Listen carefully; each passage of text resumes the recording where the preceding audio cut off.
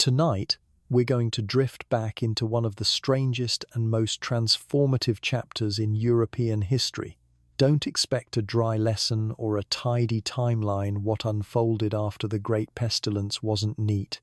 It was messy, tragic, hopeful, and sometimes almost unbelievable. This was when a continent quite literally had to reassemble itself from broken fragments. Before we begin, take a slow breath in. Let your shoulders soften and sink into whatever you're lying on. Feel the mattress under you soft, dependable, because by the end of this story, you'll be thankful you're resting in your own bed, not the straw of the 15th century. Close your eyes, if you wish, because we're heading back to the year 1451. 36 years have passed since the plague tore through the towns and villages of Europe. You're about to open your eyes in the kingdom of Albion, a green and damp land that feels both familiar and unsettlingly empty. Congratulations, you survived the deadliest event anyone alive can remember. But survival has left you in a world that no longer resembles the one you were born into. The first thing that strikes you isn't sight, but sound, or rather the lack of it. There's no morning chatter of neighbours calling to one another across lanes, no ring of hammers from the smithy, no laughter of children chasing chickens through the mud. Just silence. A silence so heavy that it presses on your ears like a weight, the kind of silence that exists only where life has been hollowed out. You push yourself upright, every muscle protesting. It isn't illness, it's the ache of exhaustion. Every person who's left works beyond their strength because there simply aren't enough hands anymore. You stretch, feeling the rough weave of a blanket slide off your shoulders. Beneath you, a straw mattress crackles faintly. Strange comfort, isn't it? Before the pestilence, someone of your station would have slept on the hard ground with a pile of rags for warmth. Now, thanks to a terrible arithmetic, fewer mouths, more possessions, you lie on bedding that once belonged to someone else. Strange how calamity scatters wealth like seeds in a windstorm, though never in any way you would choose. Your dwelling is larger than what you grew up in. Wooden boards creak under your steps instead of packed dirt. The place once belonged to the town miller and his kin, 6 souls lost within a single week during the summer of 1349. Their bones lie in a common grave, layered with hundreds of others. You try not to imagine the rush of that burial, the smell, the cries of priests too hoarse to keep chanting. You try not to imagine it, but you do. There's a chest in the corner, filled with garments that actually fit. A real pot hangs by the hearth, iron black and sturdy. On the table rests a pewter cup, dull but solid. Such a thing once belonged only to travelling merchants or wealthy guildmen. Now it's yours, though you didn't buy it. You inherited it by accident, the cruel kind. You pull on a tunic of wool, richer than the coarse hemp you once knew. The warmth is pleasant, but your skin prickles with unease, because you can't stop yourself from remembering someone died in this very cloth. Likely they coughed black blood into the sleeve you now slide your arm through. You step outside into the September air. A pale mist clings low to the earth, and when you breathe, your breath turns white. Albion has always been chilly in autumn, but now it feels sharper, as though the cold has found more room to creep in, filling spaces where laughter and warmth once lived. The hamlet of Little Wexham stretches before you like a ruined smile, gaps where houses once stood, roofs sagging where no one tends them, weeds curling through fences that no one repairs. A few cottages send thin trails of smoke skyward, but many lie mute, their doors hanging crooked, their windows dark. Fields lie beyond, brown and empty where they ought to glow gold with ripe barley. No scythes cut them, no hands bind sheaves. Before the pestilence, your village claimed around 200 souls. Now, on a good day, perhaps 60 remain. Your stomach growls, sharp enough to fold you slightly forward. That's something no one ever tells you about surviving calamities. You still get hungry. The body still demands, even when the spirit feels drained. You pass the well at the square. The rope is frayed, the bucket weather-silvered. Once, gossip and songs rose from this spot each morning. Now, the only sound is the creak of rope as you draw a little water. The bakery has stayed shut for years. Old Martin the baker fell with his wife and sons. His lone apprentice tried to keep the oven hot, but bread is no easy craft to improvise. The few loaves he produced could have doubled as cobblestones. Eventually the oven cooled, and the shutters stayed closed. Knowledge small, everyday knowledge died alongside the people. Secrets of yeast, kneading, timing gone in the same dark weeks. Faint smoke rises from the manor beyond, the residence of Lord Aldred. He lives, though barely. He lost his lady wife, his 2 children, and most of his household. Now only he, a weary steward, and a handful of attendants remain in a hall built for 50. He does his own work at times, an image so absurd your father would have laughed aloud. But here lies the curious twist.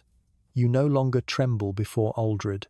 You no longer bow deeply and murmur titles as your father once did, because the noble needs you now more than you need him. When half a people vanish, the survivors grow precious. Supply and demand, written in blood. You head toward the manor, frost snapping under your boots. Today you will do something once unthinkable. You will ask your lord for higher pay. Months ago, such a request might have ended with a whipping.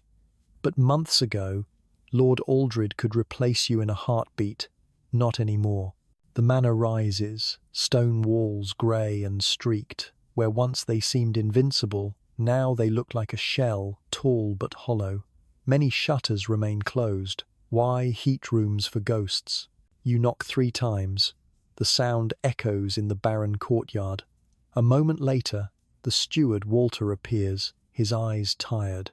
Once he commanded a staff of 3. Now he answers every knock himself. "Morning, Tom," he sighs. "What is it?" "I must speak with your lord," you reply, steady though your stomach knots. He arches a brow. Peasants didn't request audiences in the old days. But these aren't the old days. "He's in the solar," Walter mutters. "Wait here." You step into the great hall. Dusty hangings sag on the walls. Long benches sit stacked against corners. Where dozens feasted, now emptiness reigns. At last, Lord Aldred descends. He looks shrunken, aged decades in a handful of years. His cloak hangs loose, his skin pale. "Tom," he greets. "Walter says you wish to speak." "My lord, about wages." The words would once have been suicide. Now, they merely hang between you, heavy but survivable. He exhales, a sound like surrender. "How much?" And there, in that moment, history tilts. You steady your breath and let the silence do some of the work for you. The hall smells faintly of old rushes and cold ash. Somewhere above, a shutter clicks in the wind. Lord Aldred waits, too tired to pretend at grandeur, too practical to indulge anger he can't afford. "How much?" he repeats, voice low. 3 groats a week, you say, the words crisp and astonishing in the open air. "And holy days left to holiness, not half a Sunday, but the whole of it." His jaw tightens, then unclenches. In the old world, that request would have earned you a flogging and a lecture on the ladder of heaven.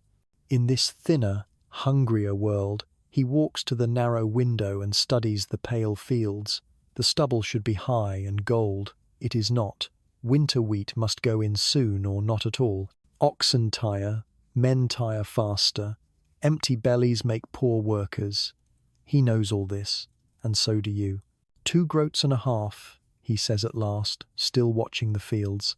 "And the afternoon of the Lord's Day, seed from my stores, measured fair. If you'll break the far strip by the alder hedge before the first frost, you're quiet for a breath, not to feign deliberation but to let your heart beat slow.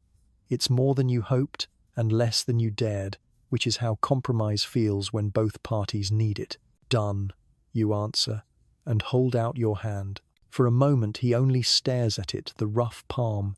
the ground in earth at the knuckles, the calloused seam where the plough's handle has written its history into your skin. Then, with the smallest twitch of a rueful smile, he takes it. His fingers are cool and dry. He does not pull away quickly. Your grandfather would have fainted to see it, a lord sealing a bargain like a tradesman. Outside, the morning shows its thin teeth. You cross the green with a pace you don't remember owning before the pestilence. Not swagger, exactly. More the steadiness of a person who has learned, against the instructions of the old order, that his labour has a price and his voice a weight. At the churchyard, the ground swells and dips in too many places. The old cemetery filled by the end of the great dying. The overflow crept outward like spilled grain. Wooden markers lean, names smudged by weather. Some graves never had names to begin with. You tip your head for a moment, not from piety alone, but from memory.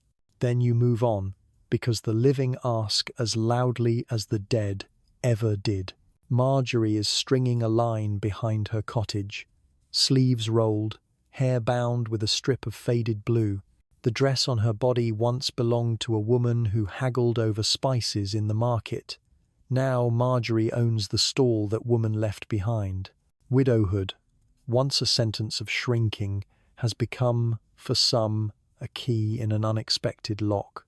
She sees you and lifts a sheet one-handed in salute. "Did he snarl?" she calls. He sighed. You answer, which is better these days. "Progress," she says, and the sheet billows like a small white sail. You cut across to your rented plots, rented now on terms your father would have called a dream or a joke. Before, you might have kept a fifth of what you grew if weather and Lord both were kind. Now you hold 60 in your own hands, and that difference tastes like meat on a weekday. The soil is damp when you scoop it, dark as bread crust. It clumps well, good shape for winter sowing. You shoulder the plough's beam and set the share. Each furrow hisses softly as the earth parts. The rhythm settles into your bones. Press, steady, breathe. Press, steady, breathe. The spread of your shadow across the new cut lines looks like a black sail trimming with the Sunday. Midday comes with a simple meal beneath the hawthorn. A hunk of bread, coarse but honest. A slice of salt pork that would have been celebration. Food in your childhood. A little ale with the bite of last year's barley. You listen while you chew, not to the quiet, that bleak, unnatural quiet, but to the sounds that have returned. A child's shout from 3 cottages away, the clatter of a pot from Marjorie's hearth, the uneven slap of the mill wheel turning when it has something to do. There are fewer chimneys smoking than there once were, but their smoke rises thicker. People heat their rooms now instead of merely surviving them. That's one of catastrophe's stranger legacies. In taking so much, it left so much unclaimed, and those who remain have learned how to claim it. You work until the sun leans sideways and the air takes on the metallic promise of evening. On the walk home, you detour by the old mill. The wheel turns sullenly, blades dripping, as if half asleep. Before, harvest weeks dragged it from dawn to dusk. Now it wakes for a few hours, grumbles through what grain is brought, and drowses again. The miller's empty cottage stares with blank eyes at the stream. You think of his daughter Avis, who went to the city with a travelling cousin. Rumour says she now tallies cloth in a guild hall instead of tallying grief. The world has learned to move its pieces differently. Your house, once the miller's, waits with a solidity that feels almost like kindness. You hang your cloak. The hearth embers give off a low orange and the smell of last night's stew. There is real wood, stacked by the door. Not brush and wishful thinking, but cut ash, split and seasoned. You feed the fire 2 pieces without guilt. Before, you would have hoarded every twig as if winter could hear your generosity and punish it. After supper, you mend the strap on the plough hame.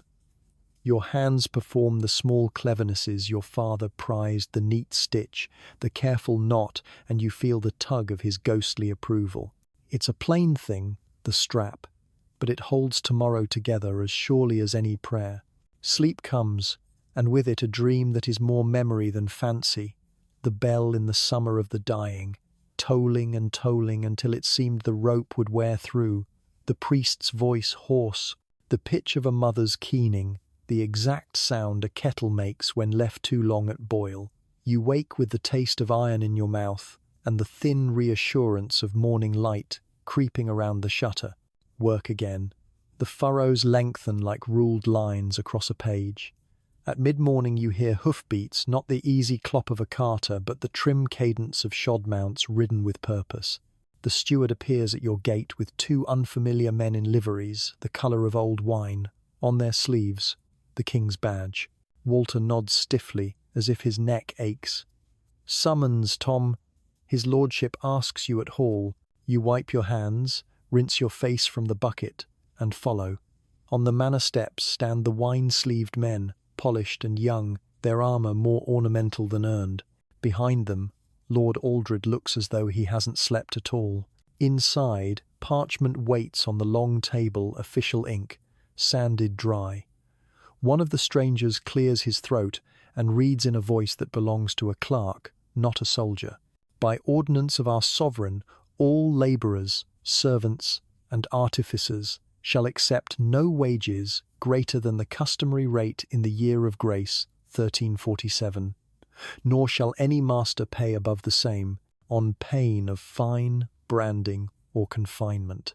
He looks up with a pinched expression, as if the words offend his mouth. "For the common good."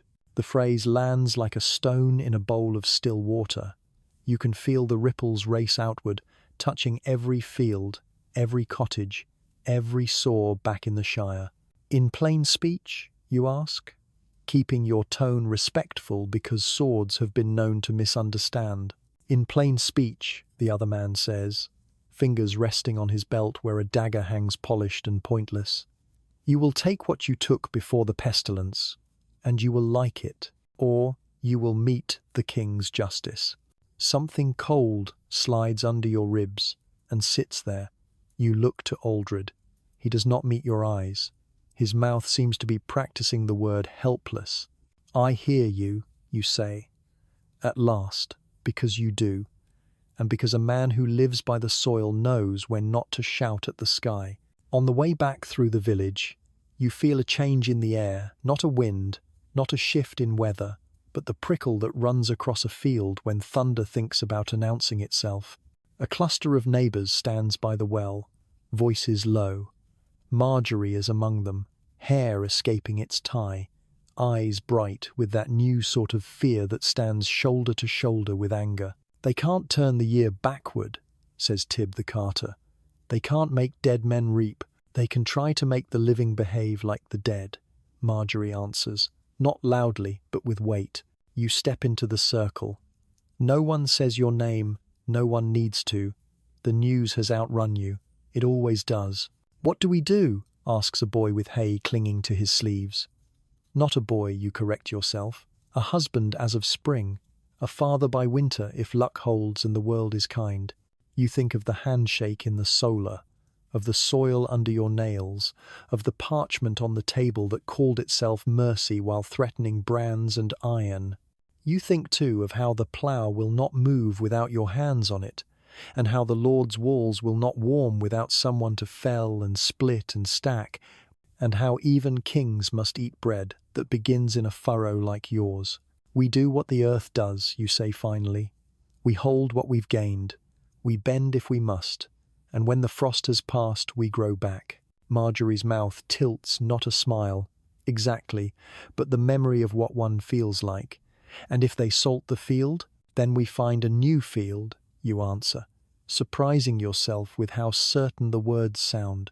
That night, the wind comes hard from the north, rattling the shutters, worrying under the eaves. You bank the fire and lie awake, counting the creaks you've learned to call harmless, listening for the one you haven't heard before. Somewhere in the dark, a barn door thumps. A dog gives one warning bark, and then another. You picture the king's clerks dipping their pens, writing their neat little prisons on parchment, and you imagine those letters trying to yoke a world that no longer fits the harness. Sleep, when it finally comes, is the softer kind, not escape, but a truce between worry and weariness. In the morning, the frost rims every thatch edge in white, and your field waits patient and black and ready. The law has spoken, so has the soil. Only one of them has ever fed you. Morning breaks pale and stiff, the kind of light that seems to hesitate before touching the earth. You rise, feeling the weight of yesterday's words still resting on your chest. Return to the wages of 1,347. The decree echoes in your mind like a tolling bell. But bells fade, hunger does not. You shoulder your tools and head toward the fields. Work is work, no matter what kings scribble on parchment. Still, the law hangs above every furrow like a storm cloud. On the green, a knot of villagers gathers again, their breath misting in the chill. Tib the carter, Marjorie with her shawl, a pair of younger lads whose fathers lie beneath rough-hewn markers. They speak in half-whispers, as though the law itself might overhear. "They'll brand men," one mutters. "Saw it with my own eyes in Fairley. Hot iron on the cheek. They called him thief for asking an honest price." "Thief?" Tib snorts. "Then the lords are the robbers taking bread out of children's mouths." Marjorie's voice cuts through, steady and sharp. "They can't plough fields with parchment. Dead men don't sow seed. If they want bread on their tables this winter, they'll pay us fair, or they'll go hungry alongside us." Her words are bold, bolder than most men dare, but no one laughs, no one scolds. Heads nod, eyes narrow. What was once mutiny now sounds suspiciously like common sense. You glance toward the manor on its low rise. Smoke curls from one chimney only. If the lords and their commissioners truly believe they can unmake the new world by decree, they are slower learners than the rest of you. The day wears on. Furrows deepen, the rhythm of work steady and grounding. Yet you can't shake the sense that something larger stirs beneath the surface, like water swelling behind a dam. By late afternoon, a tinker rattles into the village with his cart pots clanging, spoons jingling. He's a man of wiry frame and a tongue too quick for comfort. News clings to his heels as surely as dust. "Word from the south," he says, settling on the well's edge. "Essex men marching, Kent too. Say they won't be yoked like oxen, not after tasting freedom.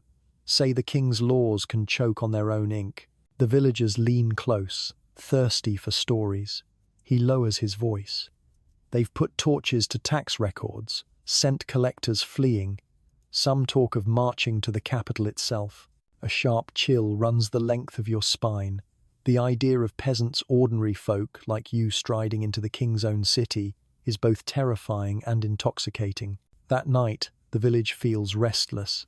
Doors creak open later than usual. Lamps burn longer. The air hums with whispers. Revolution, once a word fit only for stories, hangs like smoke in the rafters. Sleep evades you. Instead, you lie staring at the beams above your head, tracing their dark lines against the dim firelight. You think of the charter of wages, of the ploughshare in your hands, of your own children yet unborn who may grow into a world different from yours. The law may command you backward, but life itself pushes forward. When morning comes, you're called to the manor again. This time, Lord Aldred does not stand alone. With him are two royal men in liveries, the same soft-handed commissioners who spat their decree yesterday. Their boots shine, their swords flash, but their eyes betray unease. They know steel cannot reap grain, nor can polished boots mend fences.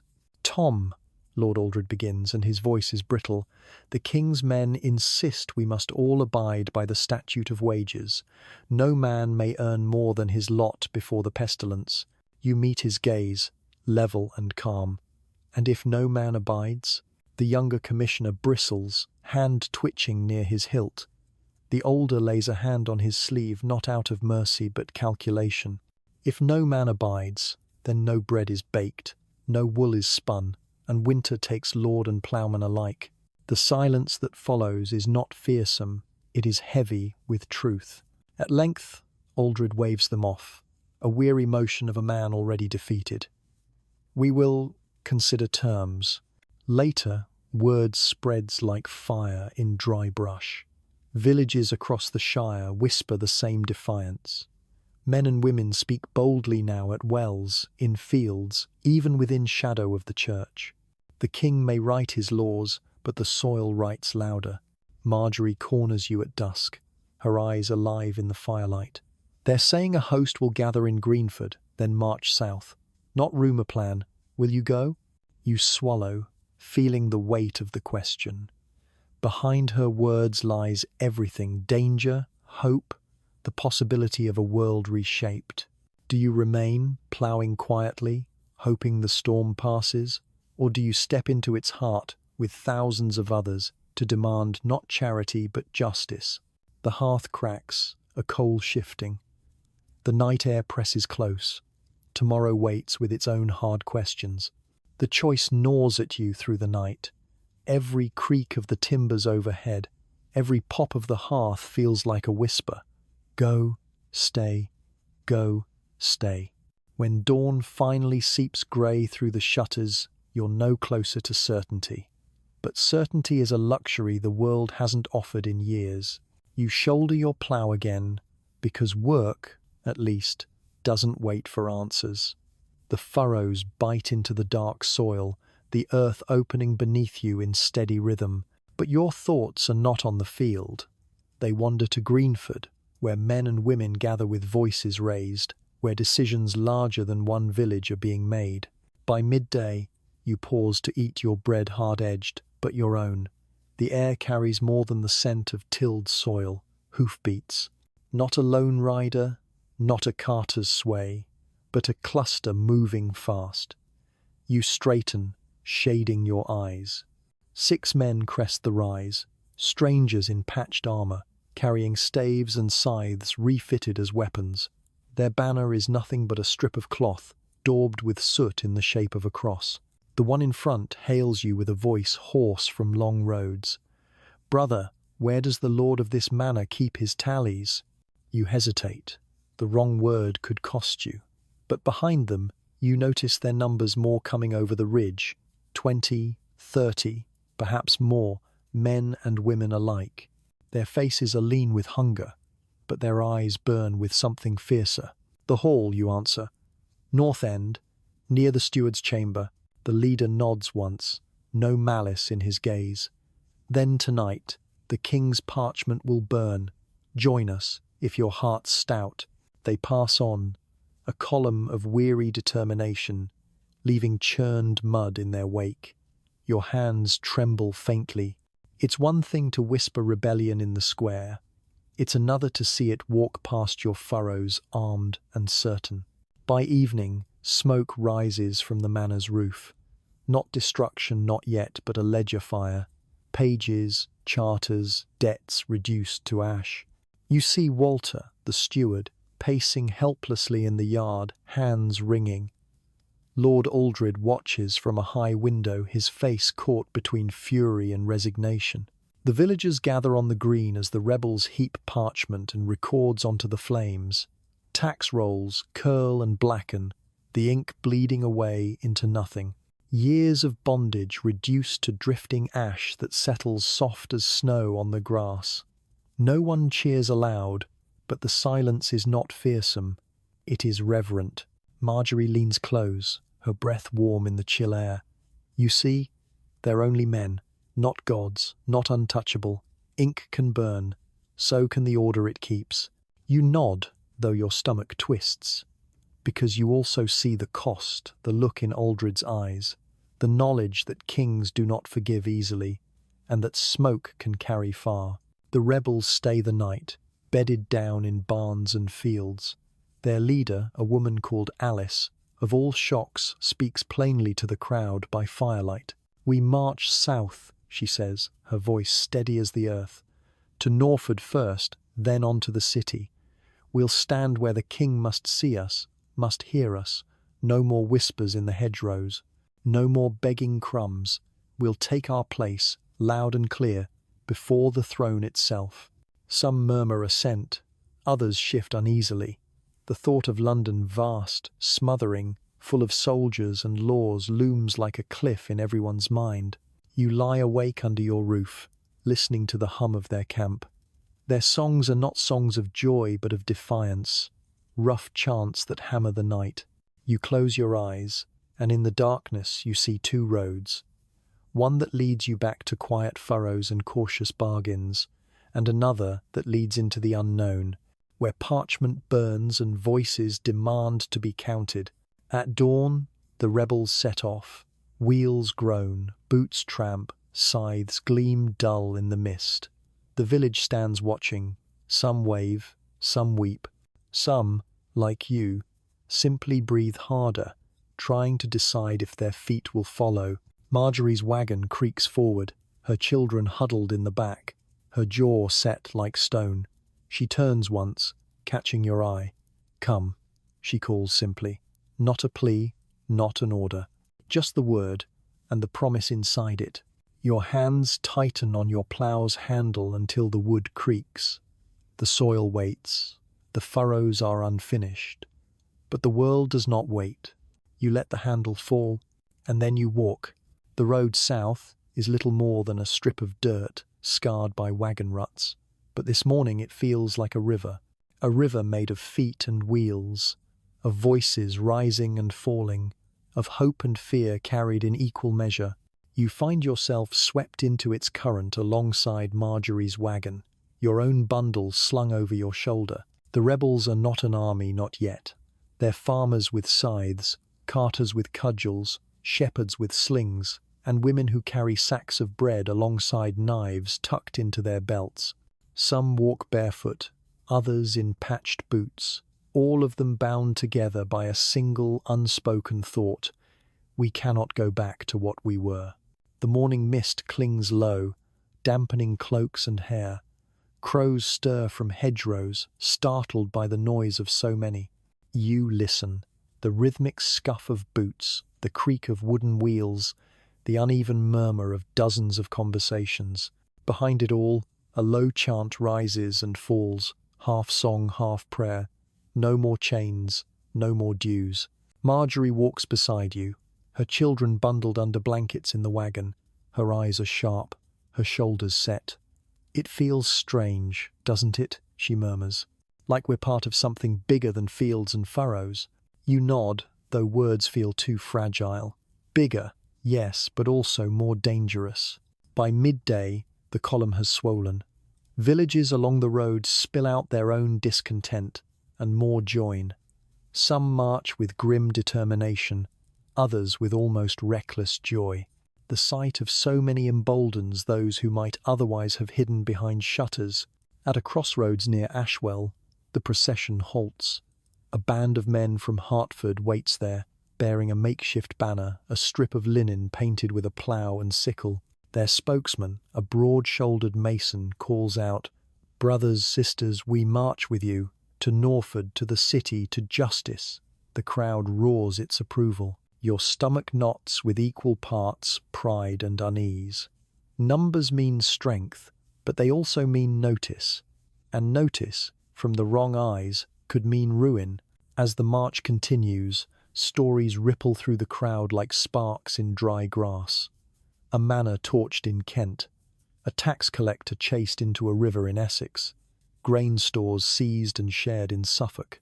Each tale is greeted with cheers, though behind some smiles you glimpse fear. If these things are true, then the Crown's wrath will be terrible. That night, the company camps in a meadow by the road. Fires flare, casting faces in shifting amber. Someone roasts a hare, the smell drifting rich across the field. Bread is broken, ale shared, children lulled to sleep by weary mothers. It feels almost festive, but underneath runs a taut wire of tension. Alice, the rebel leader, walks among the fires. Her presence alone seems to steady the restless. She pauses at your circle, nodding once. "Eat well," she says, her voice low but carrying. "Tomorrow we reach Norford. The lords will hear us whether they wish to or not. Sleep comes fitfully. The grass is damp, the ground hard, but it isn't discomfort that keeps you waking. It's the thought of what lies ahead the city, with its stone walls and guarded gates, the king's men waiting with swords sharpened. And yet, every time your courage falters, you think of the smoke from the manor's burned ledgers, of the ash that drifted like snowflakes, erasing debts in the wind. Dawn finds you walking again. The air is fresher now, clear blue above, as though the world itself watches. The road narrows between hedgerows, and the column stretches far behind, a serpent of humanity uncoiling southward. As you crest a hill, the sight stops you short. In the valley below, Norfolk sprawls not as large as the capital, but bustling, fortified, alive. Its market square lies visible even from here, stalls like bright patches against the cobbles. The city gates bristle with guards, their armor flashing in the light. They see you too, and their posture stiffens. Marjorie whispers, "This is it." The crowd surges forward, louder now, voices blending into one great wave. Fair wages, freedom, no more chains. The guards at the gate exchange nervous glances. They are a dozen against hundreds, and as you draw closer, you realize for the first time in your life that the balance of fear might no longer rest on your side. The gates creak open, not in welcome, but in surrender. The march enters Norfolk. The cobbled streets of Norfolk echo beneath so many feet. You've never seen so many people packed so tight, villagers, traders, even townsfolk pressed into doorways as the march floods through the gates. Children gape from window sills, old women clutch rosaries but do not retreat. The market square, usually a din of bargaining voices, falls silent at first. Merchants grip their scales and purses like shields. Then a voice rises from the crowd, rough but ringing. "We come for justice, not for plunder." It's Alice, standing on the edge of a cart. Her figure is wiry against the pale sky, her cloak whipping in the breeze. "We seek fair wages, freedom from bondage, and the end of the king's unjust levies. Nothing more, nothing less." A murmur passes through the townsfolk, some relief, some disbelief. The marchers spread across the square, setting down their bundles, lighting small cook fires. It looks less like an invasion than a market of its own kind, one built on solidarity instead of trade. Marjorie's wagon halts beside a fountain. She lifts her children down, smoothing their hair as if this were just another errand day. "They'll remember this," she whispers, glancing at the townsfolk who lean closer now, eyes wide with curiosity. "They'll tell their grandchildren about the day the commons stood tall." Near the Guildhall, a group of townsmen in well-cut tunics steps forward. Their leader, a stout brewer with ale stains on his sleeves, raises a hand. "You speak of freedom," he says, eyeing Alice cautiously. "But freedom often comes with fire. Will your march burn our shops, our homes?" Alice meets his gaze without flinching. "No fire unless forced. We're not here to destroy the world. We're here to mend it." The brewer hesitates, then slowly nods. He motions, and his men carry out barrels of small beer. The crowd cheers as mugs are passed hand to hand. For a moment, rebellion tastes like foam and barley. Yet not everyone welcomes you. From an upper window, you hear the hiss of a voice. "Traitors, all of you, the king's men will have your heads on spikes." A stone clatters down into the square, missing a marcher by inches. The crowd tenses, shouts rising, but Alice lifts her hand, commanding calm. "Leave them, fear speaks louder than reason." Still, the tension lingers. By late afternoon, Norfolk bends, if not bows. The Guildhall doors are thrown open, and inside, tax rolls and debt records are seized. You stand shoulder to shoulder with others as the parchments are carried into the square. Flames lick them, curling the ink into smoke that drifts upward, a signal seen for miles. Debts erased. Chains, invisible but real, unfastened. Marjorie watches the ash with a strange half-smile. "Feels like breathing after years underwater," she says. The townsfolk shift. Some cheer softly, others cross themselves, others slink away, muttering. Yet no soldiers move against you. The guards at the gate remain stiff but motionless, hands tight on spears they dare not lower. At dusk, Alice climbs the cart once more. Her voice carries into every alley. "Tomorrow we march on. The city awaits. The king awaits. Tonight we rest, but let no man drink so deeply he forgets why we are here. This is not victory, it is only the road toward it." The fires burn long into the night. Strangers share bread with strangers. Songs rise, ragged but determined, and for the first time in your life, you feel the weight of belonging to something vast. Yet, when you lie down in the shadow of the fountain, sleep comes slow. The stones of Norfolk are hard beneath your back, and your thoughts harder still. You picture the capital, its spires, its towering walls, the king's banner snapping against the sky. Will he listen, or will he send steel to answer your words? Beside you, Marjorie murmurs as she drifts towards sleep. "Whatever happens, the old world is gone. We can't be put back into it." You close your eyes, the fires glow, painting your lids. Tomorrow, the road bends toward destiny. The dawn bell of Norfolk tolls, but not for church. Its clang is sharp, urgent, warning the townsfolk of the host departing through their gates. You rise stiff from the cobbles, brushing ash from your cloak, and join the slow tide of bodies as it reforms on the southern road. The march is larger now, far larger. What entered Norfolk as a river leaves as a flood. Guild apprentices have slipped their masters' holds to join. A cluster of women from the weaving quarter trudge along, carrying baskets of bread. Even a handful of guards, their spears carried awkwardly now as banners of defection, walk among the crowd. Alice rides a borrowed cart at the front, her voice carrying like iron across stone. "We walk for freedom, not for plunder. Remember that when fear tempts you otherwise." The road unwinds into the countryside, and the numbers swell with each mile. From hedgerows, more villagers emerge, some timid, clutching bundles, others striding boldly with tools repurposed as weapons. You count banners where there were none yesterday, a painted plough, a red cross, even a crude crown daubed upside down. Marjorie walks beside you, her wagon creaking under its load. Her children's eyes dart wide at the spectacle. "Do you see?" she says softly. "It's not just us anymore. It's everyone, yet unity is never perfect." By midday, quarrels spark. A band of Essex men argues with Kentish farmers over who should lead. A carpenter from Hertford insists they march faster. A smith from Wexham refuses, saying carts cannot keep pace. Alice moves constantly among them, steadying tempers with firm words and sharper glares. But you feel the tension. The bigger the crowd, the heavier the cracks beneath. That evening, the march halts at a crossroads marked by an ancient oak. Fires bloom once more, flickering in the dusk. Bread is shared, ale passed hand to hand.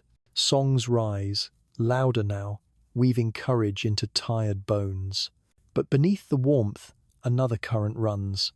A rumour, whispered from fire to fire. The king has heard. He sends commissioners north. He calls more soldiers to the capital. You sit with Marjorie and a handful of others, the embers glowing between you. "They'll be waiting for us," says a mason, rubbing his scarred hands. "Steel for our wood, armour for our cloth. And if we turn back?" someone asks. Marjorie answers before you can. Then we go back to silence, to bending and bowing, to lords who take and kings who decree. Better to fall on the road than kneel again. Her words hang in the smoke, heavy but true. Heads nod slowly. Even those who fear know she speaks the thought in every heart. As the camp settles, you walk to the edge of the meadow. The night is cool, stars sharp above. From here, you can see other fires in the distance, not your own, but other bands, other marches converging like streams toward one river. You realize with a shiver that this is no longer a village grievance. This is a rising. When you lie down, the earth feels less like a bed and more like a stage. Tomorrow, more feet will join. Tomorrow, more voices will swell. Tomorrow, the capital will hear. Sleep is uneasy, but within it stirs something stronger than restlessness. The sense that history itself has begun to move under your feet. The next morning breaks with a sky the colour of old pewter. Mist clings to the hedgerows, veiling the road, but nothing can hide the sound. Thousands of feet, a drumbeat of leather, wood, and bare soles pressing south. The march has changed again. What was a band, then a column, now feels like an army. Though few of you carry steel, the weapons are crude, pitchforks, flails, pruning hooks bound to poles. Yet the banners make it something larger. Everywhere you look, scraps of cloth flap in the damp air, painted with ploughs, crosses, sickles and crowns turned upside down. From a rise in the road, you see them. Not your own fires, but others. Smoke curling from camps on the horizon, stretching for miles. Rebels from Kent, from Sussex, from villages you've never heard of, all converging. The sight steals your breath. It's like watching streams merge into a river, the current too strong for any dam. The column halts at midday near a broad meadow to wait for the others.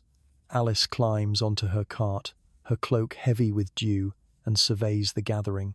Her voice carries clear as a bell. "Look around you," she calls. "Do you see? It is no longer one village nor one county. It is all of us. Men and women who once bent alone now stand together. Remember this. When fear gnaws at you, they cannot break what has bound itself anew." A roar answers her, ragged but fierce. You feel it vibrate through your chest. Marjorie leans close, whispering in awe. "I never dreamed to see it. Look at them all. We're a kingdom of our own." But beneath the wonder, unease coils. You hear arguments at the meadow's edge. Essex men accusing Kentish lads of cowardice. A group from Hertford demanding to march first into the capital. Unity is fragile, and pride is sharp. By evening, the meadow is a sea of tents and fires. Smoke hangs low, thick with the scent of roasting meat and wet wool. You sit by one fire with Marjorie and her children, sharing coarse bread. Across the glow, strangers trade tales. A smith who fled a manor after striking his master. A washerwoman who lost 3 sons to hunger. A boy barely 16 who swore he'd rather die on the road than serve another tax. Alice passes among the groups, her presence quiet but magnetic. When she stops by your circle, her gaze lingers on you. "You've worked land," she says, simply, not as a question, but a truth she can see in your shoulders. You nod. "Remember," she continues, "when the king looks upon us tomorrow, he'll see not rebels, not rabble. He'll see the people who keep his world alive. Without our hands, there is no bread, no wool, no stone set on stone. That is our strength." For a moment, silence presses heavy. Then she moves on, her figure swallowed by the firelight. Later, as the camp hums with songs and the low murmur of thousands settling into uneasy rest, you find yourself unable to sleep. You step away to where the meadow fades into shadow. From there, you see the fires stretching out in all directions, more than you can count. It looks like the stars have fallen to earth. You breathe in the chill night and think, the king cannot ignore this. He cannot ignore us.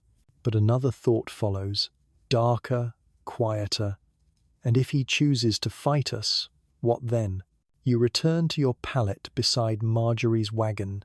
She stirs, half awake, and whispers, "Tomorrow decides everything." Her words settle in you like a stone, because you know she is right. Dawn comes muted, the sky low and grey, as if the heavens themselves hesitate to watch what's about to unfold. The meadow empties in waves, fires doused, bundles shouldered, carts creaking onto the road. What began as scattered uprisings has now merged into something vast, a tide of humanity pressing southward. The road narrows, and yet the march does not thin. It swells, spilling across hedgerows, into fields, onto every path that leads the same direction. The noise is unrelenting, boots slapping mud, wheels jolting over stones, voices shouting calls to keep pace. Here and there chants rise, not quite in unison but close enough to tremble the air. Fair wages, freedom, no more chains. By midday, the land begins to change. The small villages fall away, replaced by manor walls and scattered estates. Smoke rises not from humble hearths but from chimneys taller than watchtowers. The closer you draw, the heavier the air feels, as though the shadow of the capital reaches out long before its walls. And then, near evening, you crest a hill and see it. The capital, Londhaven. It sprawls along the river like a beast of stone and timber. The walls are higher than anything you've ever imagined, their grey mass punctured with gates and towers. Church spires lance skyward, sharp as spears, and above them all looms the fortress, the King's Tower, squatting over the river like a clenched fist. The sight steals the breath from every throat. The noise falters into a hush, broken only by the shuffle of feet and the distant clamour from within the walls. The smell reaches you next, long before the gates. Smoke from 1,000 hearths, tar from ships moored at the wharf, waste and sweat from tens of thousands crammed into narrow streets. It mingles into a stench so strong you gag before mastering yourself. Beside you, Marjorie grips her children's shoulders. Their eyes widen, half in wonder, half in fear. "God's mercy," she murmurs. "How many souls live behind those stones?"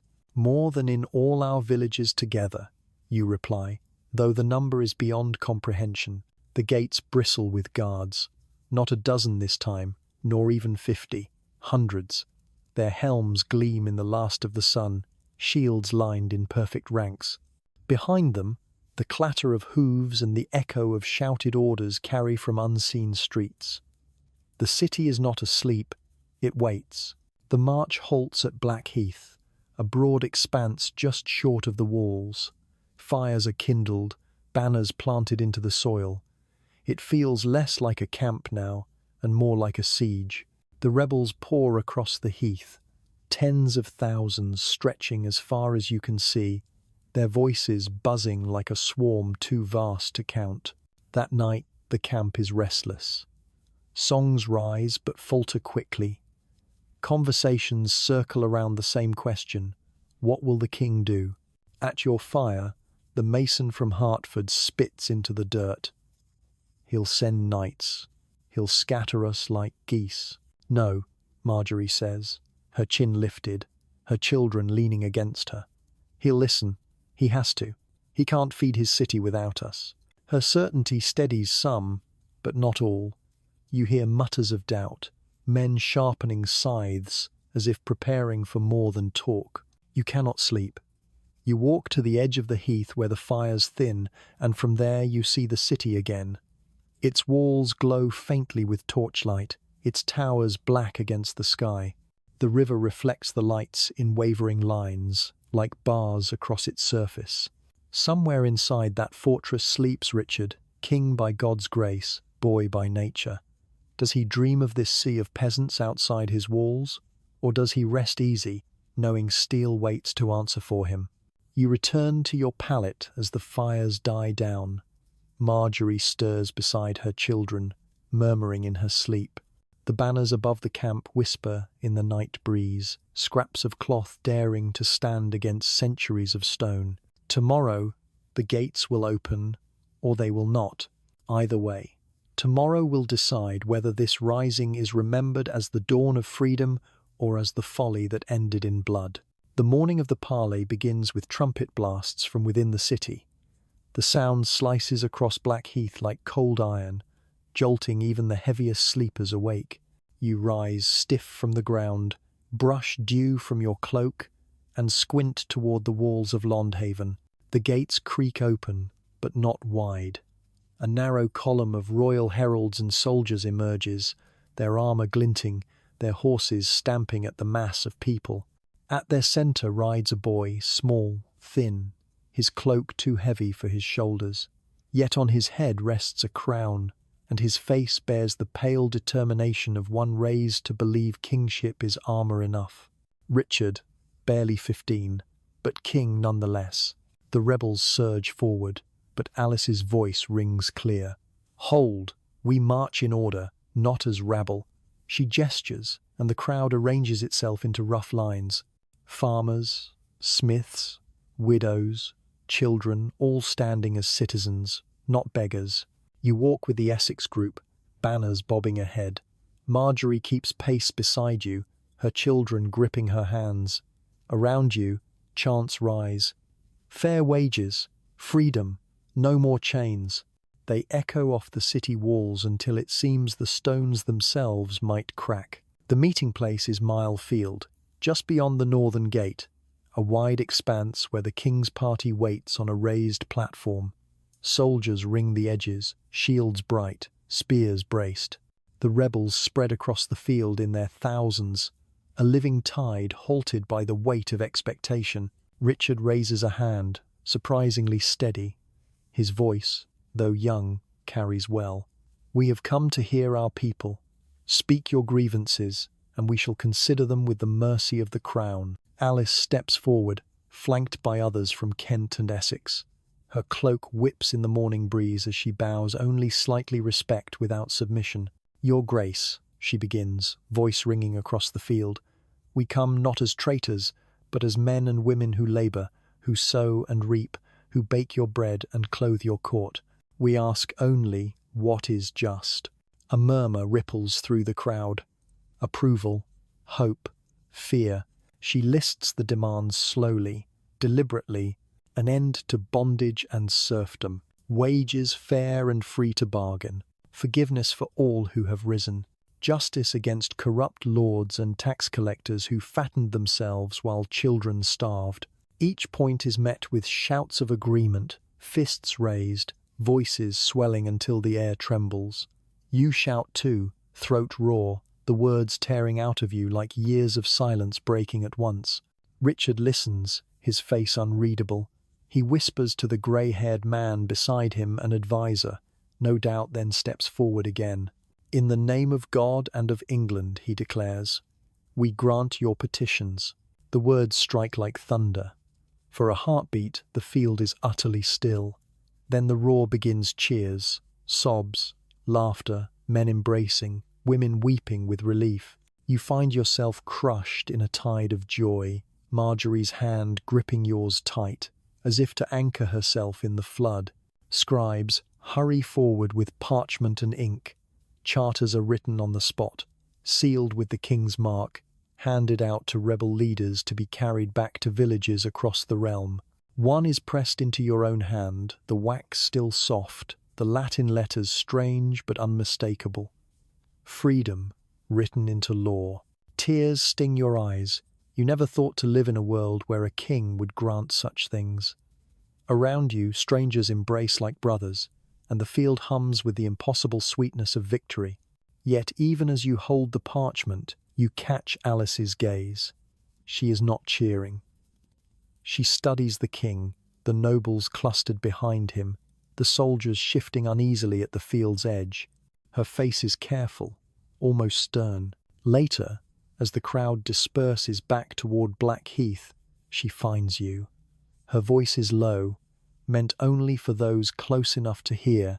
Remember this: promises given under fear can be broken in comfort. A seal is only wax. Watch their eyes, not their words. You nod, but part of you resists. The parchment in your hand feels solid, real. The cheers still ring in your ears. Yet her warning settles like a shadow, waiting for its hour.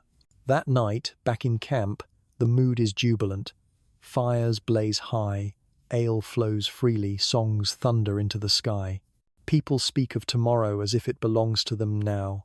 New laws, new lives, new futures. Children sleep curled on their mothers' laps. smiling in their dreams. But you, staring into the fire, remember Alice's voice. Promises can break, and you wonder uneasily whether this night of triumph is the crest before a fall. The jubilation doesn't last long. Morning comes with hurried shouts racing through the camp, boots pounding over the trampled grass. You're barely awake when the first messenger arrives, mud splattered up his legs, breath ragged. "The tower," he cries, voice cracking with the strain. "The tower of Londhaven has fallen." At first the words seem impossible. That fortress, black and unyielding over the river, the place where kings kept their gold and their prisoners, where traitors met the headsman's axe fallen. But the story spreads fast, too fast to be false. During the night, while the king met with the commons at Mile Field, another band of rebels surged through the city. They overwhelmed the tower's gates, scattering its guards. They dragged out the men most despised across the land. Archbishop Sudmere, the king's own chancellor, who had blessed the hated taxes, Sir Robert Hale, treasurer and collector of the same, and John of Legreth, chief clerk and architect of the statutes that chained labourers to lords. They were given no trial. They were marched to Tower Hill, their cries drowned out by thousands of voices. And there, steel met flesh. By dawn, their heads stood on spikes, leering at the city that once obeyed them. When the news reaches your fire, Marjorie clutches her children close, face pale. Around you, men cheer, others cross themselves, some fall silent as stone. The mason from Hertford spits into the dirt. About time those fattened vultures learned what justice tastes like. But not everyone agrees. A smith shakes his head. "This wasn't what we came for. We asked for charters, for freedom, not for blood on pikes." The argument spreads, sparking through the camp like a brush fire. For every cheer of approval, there's a mutter of fear. Unity, already fragile, quivers. Alice calls a gathering near the centre, climbing onto a cart. Her cloak flares as she raises her hand for silence. Her voice, when it comes, is sharp enough to cut through the quarrel. "Brothers, sisters, hear me. This deed was not ours, but it was done in our name, and the world will see it so. The king knows now what anger looks like when it boils over. Whether he listens to our petitions or not, he must face the truth. His lords are not untouchable, his officers not immortal. For centuries they feasted on us. Now they bleed like any man." The crowd shifts, uneasy but listening. Some cheer, some frown. You find yourself staring at the ground. The charters sealed only yesterday clutched in your hand. They feel lighter now, less solid. What is law, when law itself has been hacked down in the street? By afternoon, royal messengers ride out again, their horses lathered, faces grim. A second parley is called. Not at Mile Field this time, but at Smithfield, a smaller space, hemmed in by buildings, easier to control. Whispers spread fast. A trap. That evening the camp is not joyful. Fires burn lower, voices drop. Men sharpen scythes in silence. Women tie bundles tight as if preparing to flee. Children are hushed, as though laughter itself has become dangerous. Marjorie sits beside you, eyes reflecting the glow of the fire. "They won't forgive this," she says softly. "Not the tower, not the heads." Her words sink like stones. You know she's right. Even if the king smiles tomorrow, even if he swears another charter, bloodstains cannot be unspilled. When you finally lie down, the ground feels colder, harder than before. You clutch the parchment at your side, its wax seal cracked from too much handling. Was it ever real? Or just a moment's hope, already fading? Above, the stars glimmer sharp and distant. Somewhere beyond those walls, the boy king sleeps. Tomorrow he will face the commons again, or perhaps the commons will face their end. Either way, you sense it. The hour of reckoning has arrived. The night before, Smithfield carries a weight unlike any other. Even the fires burn lower, their light swallowed quickly by the damp air. The meadow of Black Heath hums not with songs or cheer, but with murmurs, hushed conversations, prayers whispered into hands, children soothed into uneasy dreams. You sit close to Marjorie's wagon, the parchment charter resting in your lap. Its edges are creased, the wax seal smudged from too much handling. It feels less like a promise now, more like a fragile scrap that could dissolve in the morning mist. The mason from Hertford crouches near your fire, sharpening his blade with steady strokes. "Tomorrow decides it," he mutters, eyes fixed on the steel. "Either the king means his words, or he means to gut us." Across from him, the smith who doubted yesterday shakes his head. "I never marched for blood. I marched for bread and wages. If it turns to slaughter, what then?" His voice trembles despite his broad frame. Marjorie's children sleep curled against her, their small breaths warm against her sleeve. She meets your gaze over their heads. "We've come too far to turn back," she says, low but firm. "If we leave now, they'll hunt us in ones and twos. But together, we still have a chance." Her resolve steadies you, though your stomach twists with unease. You can't shake the image of the tower of heads raised on spikes, leering down at the city. The people cheered, yes, but kings remember such sights with vengeance, not mercy. Later, you wander the edge of camp, drawn by the restless buzz of voices. Clusters of rebels huddle by fires, some praying, others arguing. A few laugh too loudly, ale sloshing from their mugs, the brittle laughter of men who know dawn might be their last. Near the centre, Alice stands on a cart, her silhouette stark against the glow. Her voice cuts across the murmurs. "Remember why we came, not for slaughter, not for plunder, for justice, for freedom. Let them call us rabble tomorrow, we show them we are a people." Her words ripple outward, steadying the tremors. For a moment, the crowd breathes as one, yet even as you listen, you sense the fracture beneath. Hope and fear pulling in opposite directions, stretching the movement thin. When you return to your pallet, the ground feels harder than ever. You lie awake, staring at the dark sky. Each star above seems sharper, colder, as if the heavens themselves are waiting. Marjorie's whisper drifts to you in the stillness. "Do you think he'll keep his word?" You don't answer at first. Finally, you murmur, "If he does, the world changes. If he doesn't, you trail off, because the rest doesn't need saying." Sleep comes only in fragments, broken by dreams of crowds shouting, of swords flashing, of charters burning to ash in your hands. When dawn finally arrives, the camp stirs with a tension that no words can soothe. Men pull on tunics with trembling hands, women knot shawls tight, children cling silently to their mothers. The march towards Smithfield begins in silence, boots pressing down dew-soaked grass. The city looms closer with each step, its walls dark against the morning sky. Somewhere within, the boy king waits. Somewhere within, the fate of thousands hangs balanced on a breath. Tomorrow's promises, yesterday's parchment, all of it will be tested now.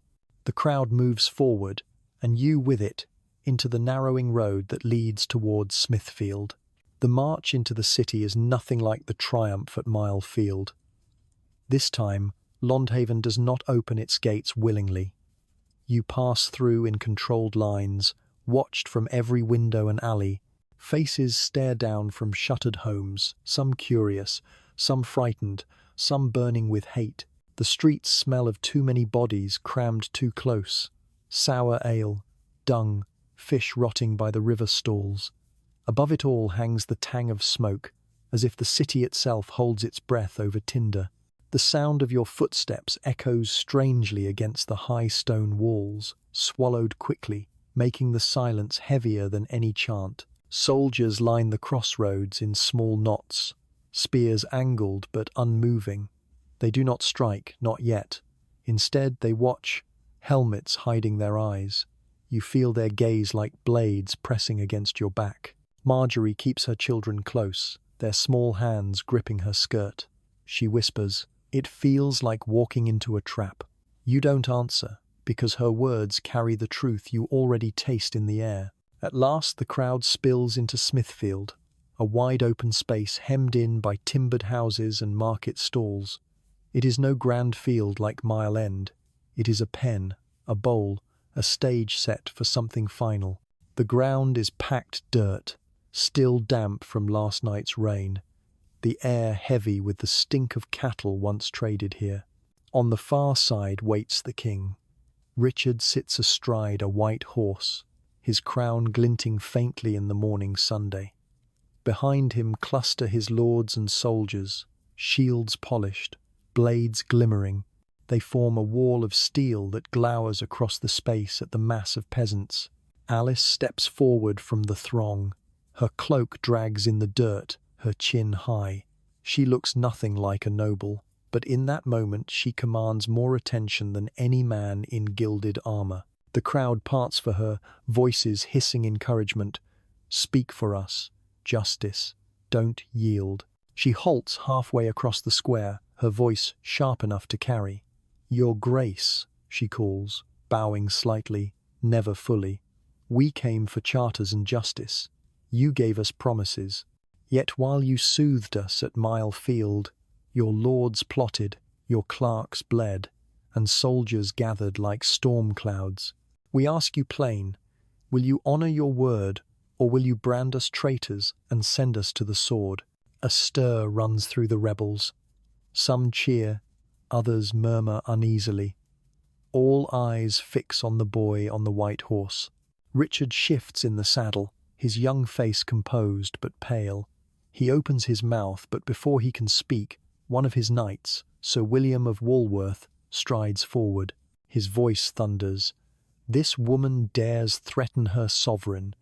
This rabble dares dictate to the crown. The crowd bristles, voices rising in anger. Alice lifts her hand, steadying them, her gaze locked on the king. We threaten no one. We speak only truth. Without us, there is no kingdom. She takes one step closer. Another. The air tightens, every breath in the square caught between heartbeats. And then it happens. A soldier moves quick as a striking hawk. Steel flashes. A blade arcs through the air. Alice staggers. For a heartbeat you think she only tripped. Then the red blooms across her tunic, spreading dark and fast. Gasps erupt, screams tearing loose as she crumples to the ground. The square explodes into chaos. Men surge forward, shouting, fists raised. Women shriek. Children are yanked back from the press. The soldiers lift shields, spears braced, their wall bristling with deadly points. On the ground, Alice gasps once, twice. Her hand clutches the soil as if to hold the earth itself. Then it falls still. Marjorie clutches your arm, her nails digging deep. God save us, they've killed her. The boy king raises his hand, and impossibly his voice pierces the madness. Stand fast, stand with me. For a moment, the crowd freezes, thousands of eyes, staring at the slight figure on the white horse. His youth, his composure, his crown together, they weave a strange spell. He rides forward, alone, no guard shielding him.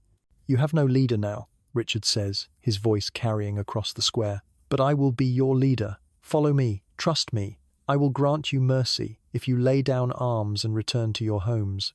A hush rolls over the rebels, the kind of silence that follows thunder.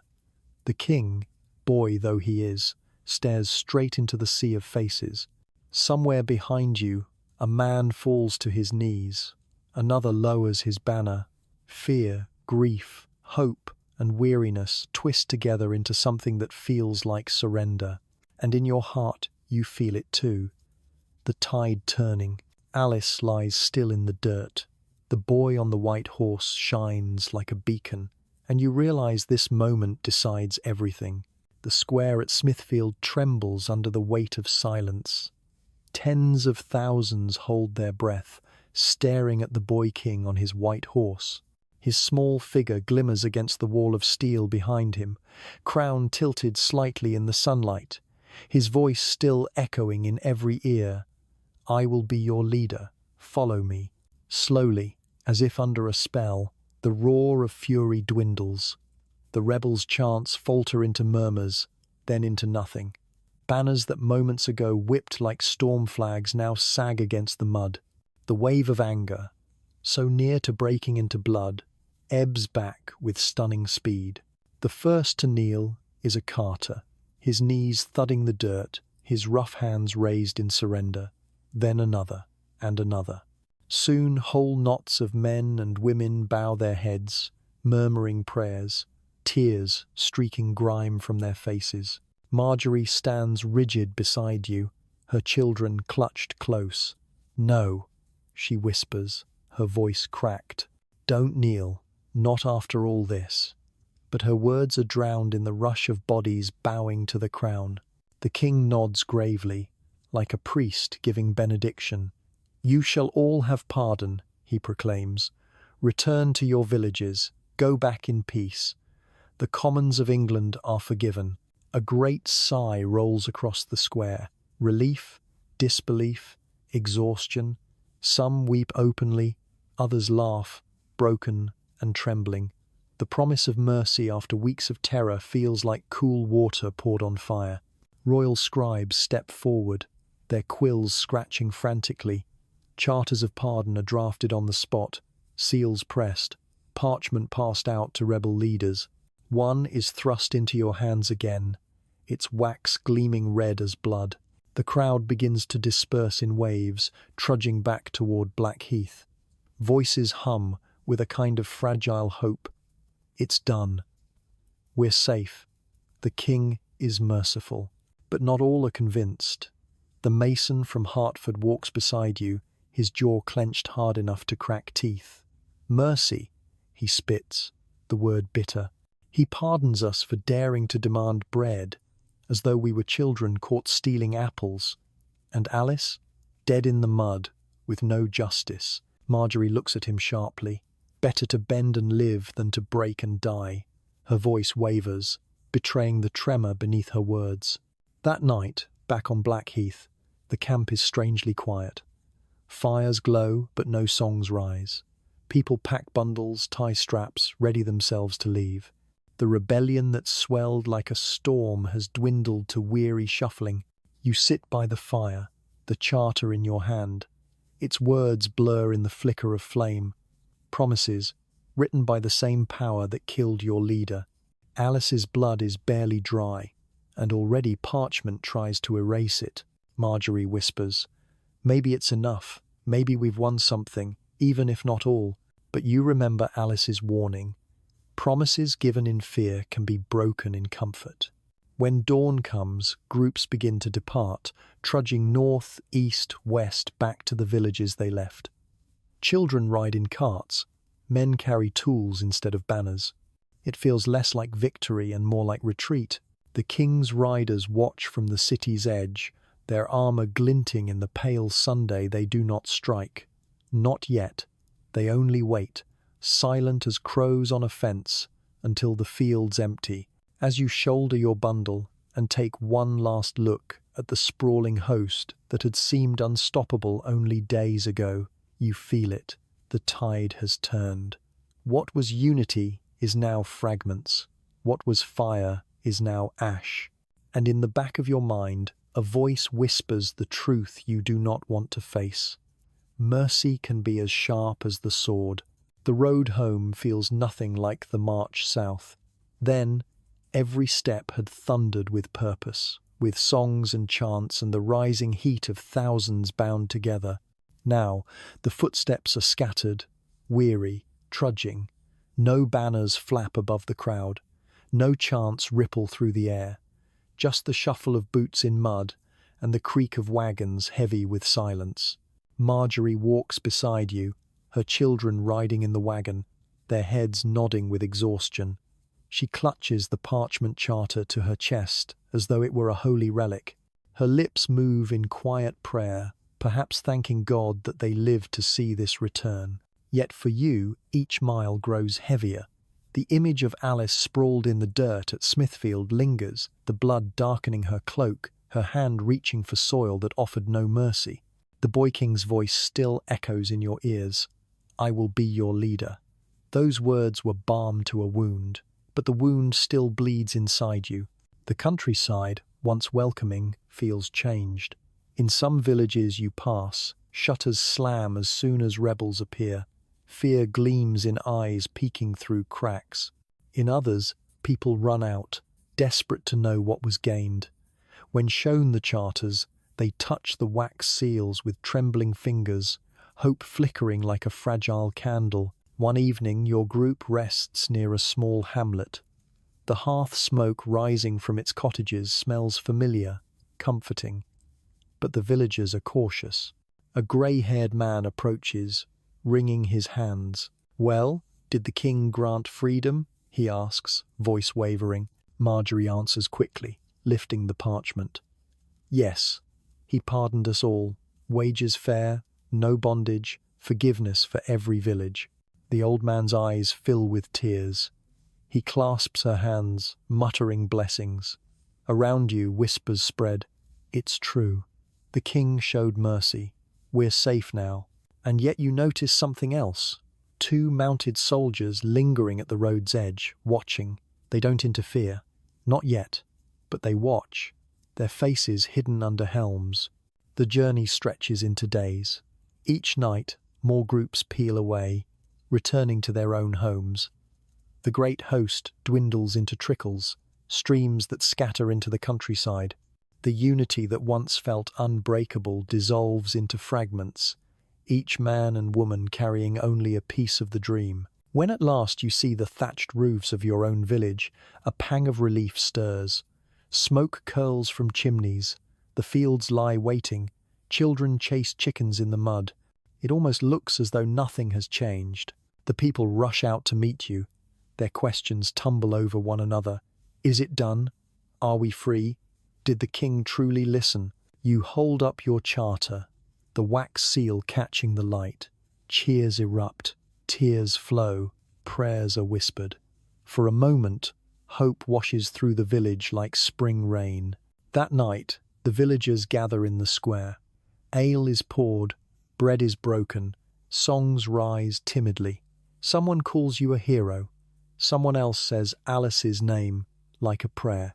The air tastes of relief, of a future that might yet be different. But beneath the joy, unease lingers. The charter in your hands feels thin, the ink too fresh, the wax too soft. Promises are easy when spoken under fear, harder when fear fades. And as the celebration wanes, you catch sight of something on the horizon, torches moving along the road. Not villagers, not traders, riders, dozens of them. Their helmets gleam faintly in the moonlight. Marjorie notices too. Her hand grips your arm. Do you see? They're coming. The laughter dies as the torches draw closer. A hush falls over the square, broken only by the hiss of wind through the thatch. You realize, with a sinking weight, that the rebellion may have ended at Smithfield, but the reckoning is only beginning. The riders arrive just after dawn. Their hooves drum the frozen earth, a sound that rattles window shutters and sets dogs barking madly before slinking back to silence. By the time the first villager steps from a doorway, the troop has already filled the square, steel flashing, pennons snapping in the cold wind. Their captain dismounts, a tall man with a scar that pulls one corner of his mouth into a permanent sneer. He surveys the villagers as if counting sheep. His voice, when it comes, is smooth but edged with iron. By order of His Grace the King, we are to collect all charters issued at Mile Field and Smithfield. They are to be surrendered at once. The words drop like stones. For a moment, no one moves. Then Marjorie steps forward, clutching her parchment so tight, her knuckles whiten. But the king gave his word, she says, her voice shaking but steady. This bears his seal. He swore pardon to every man and woman. The captain's sneer deepens. He plucks the charter from her hands as though snatching a toy. With a flick, he tears it down the middle. The rip echoes across the square. Then he tosses the pieces into the dirt. His Grace has reconsidered, the man says coldly. Rebellion cannot be pardoned with scraps of parchment. You are all forgiven, nothing. Those who marched are guilty still, and those who led shall answer with their necks. Gasps ripple through the crowd. Mothers clutch children. Men step back instinctively. You feel your stomach hollow, as though the ground itself has dropped beneath you. The mason from Hartford, who returned with you, roars in fury. Lies! He swore before God and the realm. He surges forward, fists raised, and is struck down with a single blow from a mailed fist. He crumples, blood darkening the mud. The captain doesn't even glance at him. Instead, he raises his voice. You will name those who marched. You will name those who carried banners. And you will name those who spoke treason against the crown. If you do not, the lash will loosen your tongues. A terrible silence spreads. Neighbors glance at one another, eyes darting, fear gnawing at loyalty. Already you see it, the first cracks of betrayal. Marjorie grabs your arm, her voice a frantic whisper. We must hide.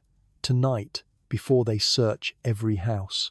If they find the charter pieces, if they find you, she cannot finish.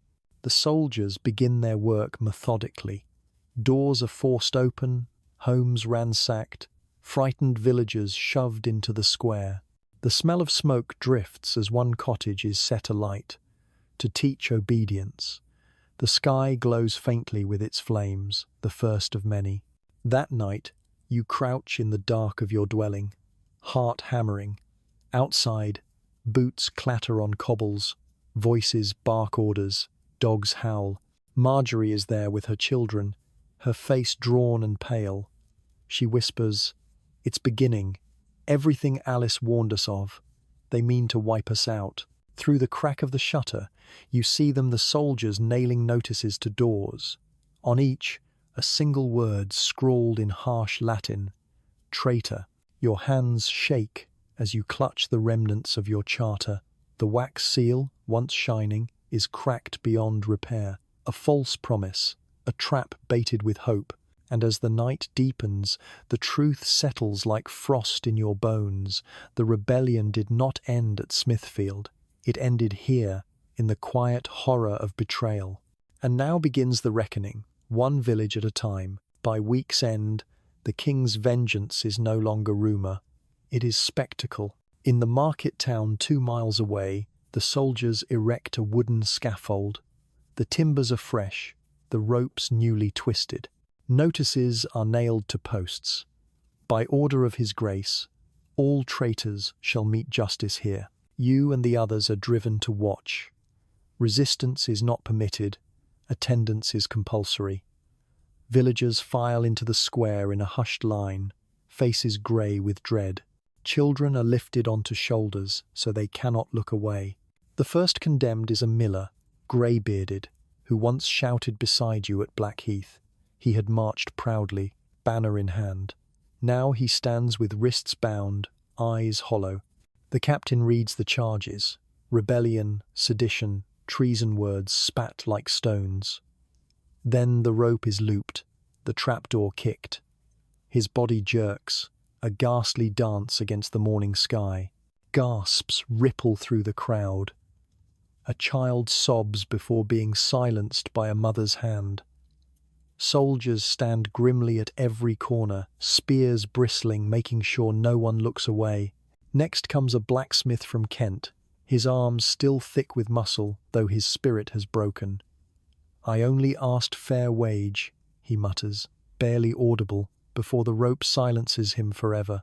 One by one they mount the scaffold, men you shared bread with, women who shouted for freedom, even a youth barely 16 who had marched with a wooden staff, all left to dangle in the chill air, their tongues swollen, their faces blackened. When the executions end, the bodies are cut down, but not given to families. Instead, heads are struck from necks, set upon long pikes. Soldiers march them back to surrounding villages, planting them at crossroads and churchyards. A warning carved in flesh. This is the price of disobedience. Back in your village, the sight breaks something inside the people. Fear settles heavier than winter frost. Neighbors glance sideways, weighing silence against survival. The word traitor seems to hover above every door, waiting to descend. Marjorie pulls you aside one evening, her children asleep nearby. Her voice trembles but holds firm. They'll come for you. You spoke with Alice. You marched with her. Someone will name you. You shake your head. No one here would betray. But even as you speak, you hear the doubt in your own voice. Hunger gnaws, fear corrodes. Under pressure, even friends might crack. And indeed, whispers crawl through the village. A man too quick to bow to soldiers, a woman seen speaking to the captain. The air thickens with suspicion, every silence heavy, every laugh forced. The mason from Hartford, once so fiery, is found hanging from a tree at the edge of town. No soldier claimed him, no villager speaks of it. The message is clear: silence is safer than defiance. Yet in quiet corners, something else stirs. Women gather by wells to trade rumors. Men linger in barns after dark.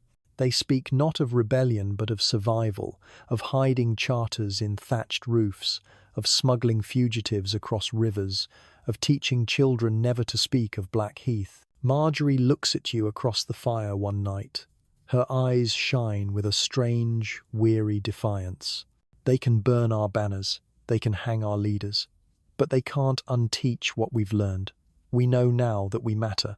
Even if we whisper it, even if we bury it in our bones, that truth will live. You clutch her words like an ember, small but unquenchable. The terror outside rages, but inside, a quiet vow takes root. Though the rebellion has been broken, its memory will not die. The soldiers' hunts spread like wildfire. At first, they strike only in the market towns, where gallows rise high enough to be seen from miles around. But soon their net widens. Patrols comb the countryside, dragging suspects from cottages and barns, demanding names. One morning, smoke rises from the east. You climb the ridge and see it, an entire hamlet burning, its thatched roofs collapsing in waves of flame. Later, you hear whispers that the villagers refused to hand over a man who marched at Blackheath. Their punishment was swift, merciless, and final. Fear bleeds into every corner of life. At the fields, men work silently, eyes lowered. At the well, women trade only the simplest words, careful not to be overheard. Even laughter seems dangerous, as if joy itself might draw suspicion. Yet survival breeds cunning. Marjorie hides what remains of her charter, the torn parchment, the broken seal inside the chimney stones of her hearth. Not for them to find, she says firmly, soot smudging her cheek, for our children to remember. Others follow her example. A shepherd buries his staff carved with rebel symbols beneath an oak. A widow stitches a fragment of banner into her son's cloak lining. Quiet acts of defiance. Small embers smouldering in the dark. One night, a fugitive arrives, a gaunt youth from a northern village, his clothes torn, his breath ragged. He was at Smithfield, he says, and fled when the soldiers struck. His comrades were less fortunate. The villagers debate whether to shelter him. To hide a rebel now is to risk the noose. At last, Marjorie steps forward. If we turn him away, we betray everything we marched for, she says, her voice steady. And so the boy is hidden in a loft fed scraps given rest. Each day, the risk grows, but so does the resolve. Meanwhile, the king's grip tightens. Decrees arrive nailed to church doors. No man shall leave his lord's land without permission. No woman shall inherit her husband's trade. Wages shall be set by the crown. The very freedoms once promised are not only revoked, they are bound tighter than before. But cracks show even in the tyranny. Fields lie fallow because workers flee. Mills turn slowly for lack of grain. Merchants complain that trade falters when labourers starve. The crown can command, but it cannot harvest.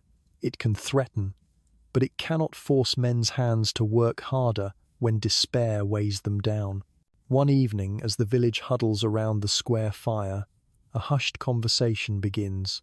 "They can kill us," a farmer murmurs, "but they can't fill their granaries with corpses. Without us, their world rots." The words hang in the night air like smoke, dangerous, forbidden, yet undeniably true. You see the nods, the furtive glances, the flicker of something that is not yet rebellion but is more than fear, a seed of patience, of memory. Marjorie catches your gaze. Her whisper is barely audible, but it burns hotter than any fire. "We bend now, but one day our children won't."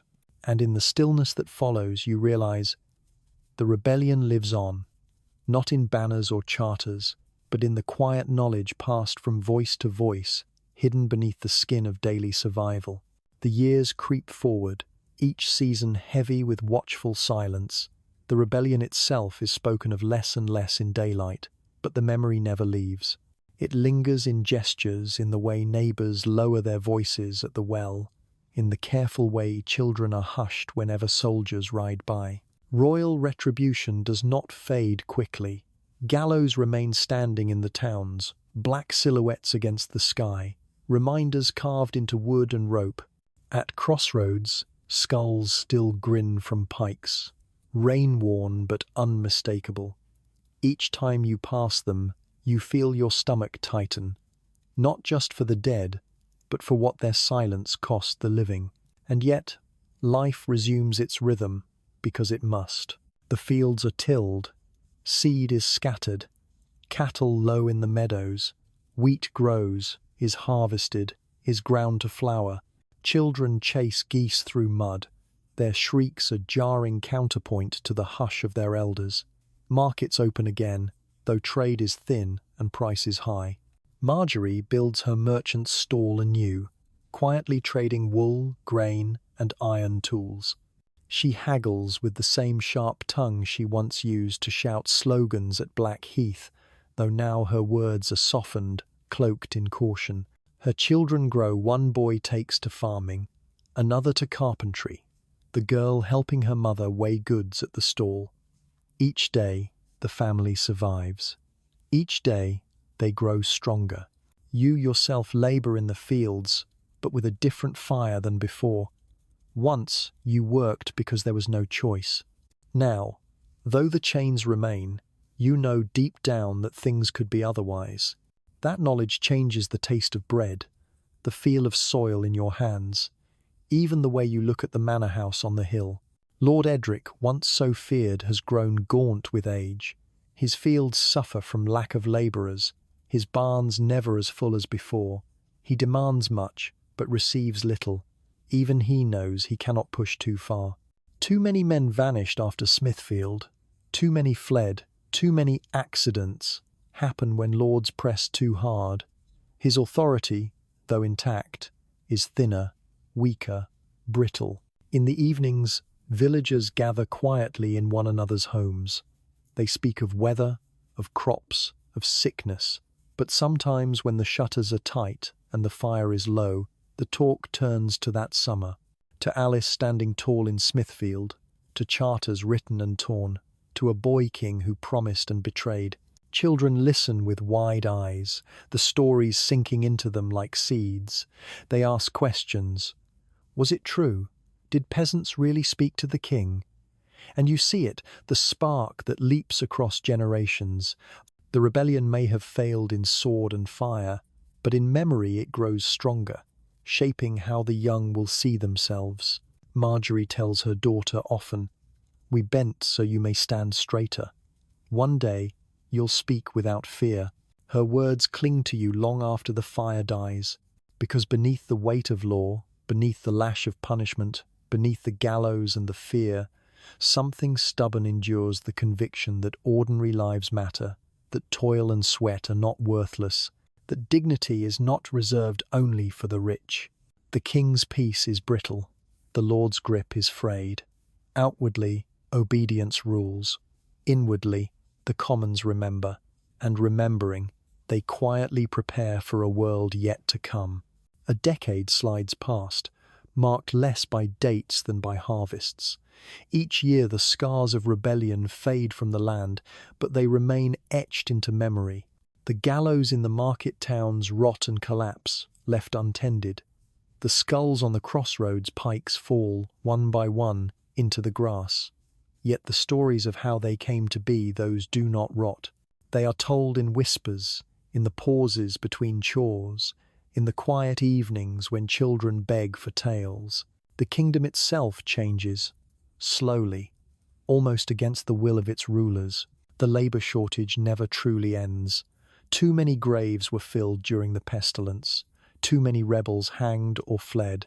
Fields still need ploughing, mills need turning, houses need repairing. Lords like Edric discover that threats win nothing but sabotage, while fair terms win compliance. Where once a peasant might keep 1/5 of his crop, now half is common. Where once a servant bent under lash, now she bargains for coin. The old order limps along, but it limps with a crutch carved by necessity. Women step into spaces once denied them.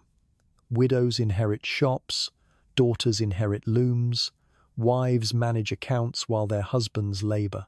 Marjorie is not alone in running her stall. Across the Shire, more women are seen weighing scales, counting coins, signing contracts. Some grumble it is unnatural, but hunger does not care for custom. Slowly, a new normal takes root. Knowledge trickles downward, too. Priests who once guarded books like treasure now teach letters to boys, sometimes even to girls, if families press hard enough. Parchment remains costly, but more villagers learn to scratch their names instead of leaving a cross. A few even learn to read scripture, or the odd scrap of law. Each word learned is a small act of power, a step away from blind obedience. You yourself can puzzle out simple texts now, thanks to a sympathetic friar. Contracts no longer confuse you. Tithes no longer vanish into vague promises. When a Lord Steward tries to cheat you on grain weights, you catch him in the lie. His shock is almost comical. Knowledge, you realize, can bite sharper than any blade. Children grow into this altered world with different eyes. Marjorie's eldest son tends the stall with confidence, haggling with merchants twice his age. Her younger boy fashions tools, clever with his hands, dreaming of opening a forge of his own. Her daughter reads better than you do, and when she recites psalms in the square, even the priest nods with respect. Your own children, too, live differently from how you did. They sleep in beds, not on bare ground. They eat bread most days, not just gruel. They speak of futures beyond toil of trade, of study, of service in towns where opportunities grow. The lords do not like it, but they cannot stop it. The plague shattered the order, and the rebellion, though crushed, showed what was possible. A seed planted in fear now sprouts in quiet determination. At night, when the village gathers by the fire, you sometimes tell your children of Alice. You do not soften the story. You describe her standing tall in Smithfield, cloak stirring in the breeze, her words carrying hope. You describe the blade that struck her, the silence that followed, the boy king's hollow promises. Your children listen wide-eyed. One asks, "Did she die for nothing?" You answer carefully, "She died so we could remember, and as long as we remember, it is not for nothing." Silence follows, deep and thoughtful. In that silence, you feel it, the ember passed on, glowing in new hands. The kingdom may not yet be free, but freedom has taken root in the minds of the commons, and that root will not be torn out, no matter how many charters burn. Years continue to turn, and with them the world beyond your village reshapes itself in ways no king can command. News drifts in on the tongues of traders, tinkers, wandering friars, pieces of a larger picture that few peasants ever glimpse whole, but that you stitch together by candlelight in your mind. The pestilence that broke England did not spare the continent. Venice, that city of water and stone, learned the lesson of death more keenly than most. Merchants passing through your village speak of strange new customs there. Ships forced to wait 40 days in the lagoon before docking, their crews watched for signs of sickness. Whole islands turned into houses of isolation, where the sick were sent away. They call it quarantina. At first, it sounded like cruelty, yet the merchants insist it works. Fewer fall ill where such rules are kept. Florence, once gutted by the plague, now brims with fresh ideas. Painters experiment with colours and shadows. Scholars dig through forgotten manuscripts of Rome and Greece. One friar passing through describes a fresco of such realism that villagers gasp saints painted with faces like common men and women, not distant icons. They paint what they see, he explains, not only what they're told.